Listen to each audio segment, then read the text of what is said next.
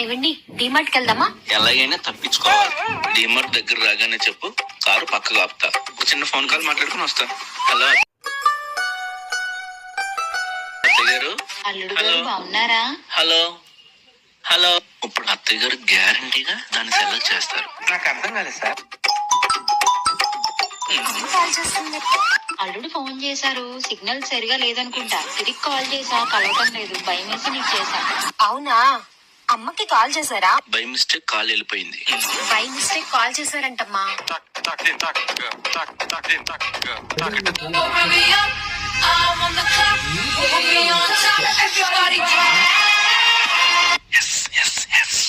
డిమార్ట్ దాటిపోయి